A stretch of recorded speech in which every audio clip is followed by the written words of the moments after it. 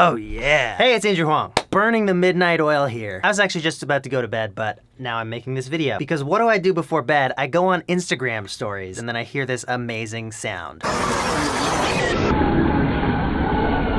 That's from Sarah Dietschy's story. Apparently she's at an event right now where there are very fast cars. And that sound is like this amazing, screaming, mechanical animal, enhanced by the fact that halfway through, the iPhone does whatever it does to audio when it kicks the video into slow motion. Get this interesting little artifact in the slowdown. So I'm gonna connect my phone to my music software and record this story.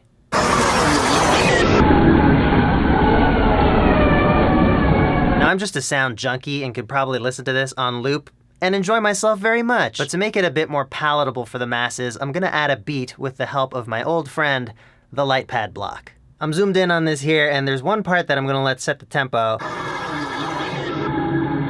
So you hear it kind of goes like, it's a really bad impression of that. Anyway, that like tail end, that's gonna be the, let's move on, you'll see what I mean. The light pad will do some interesting tempo synced stuff when you hold your finger down.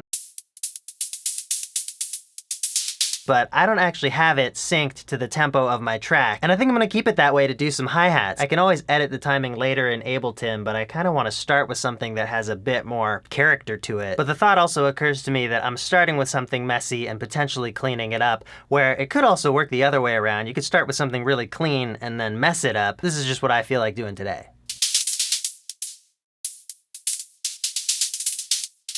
Now let's edit this beat. You can hear the edited beat along with this footage of me editing the beat.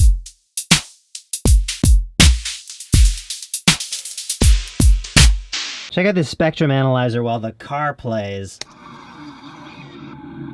You see all that high-end information drop off there? First of all, it looks like iPhones aren't picking up anything above 15K.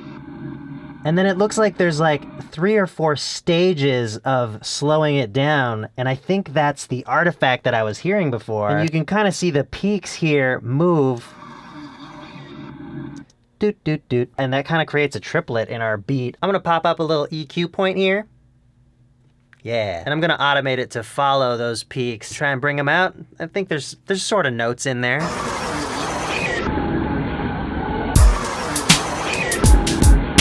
You know, now that I've brought that out, I kind of just want to double it up with a synthesizer playing those notes. I think what I heard in this original sound was something with a very musical shape. Like, the sound itself is cool, but it also has a body and a story. Let me get out a big fat synthesizer patch to bring out what it is that I'm hearing and share that with you.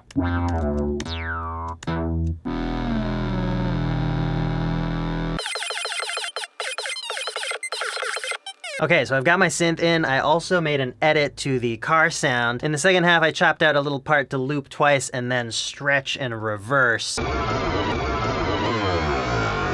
I've heavily sidechained all of those elements to the drums to get this dirty, dirty beat.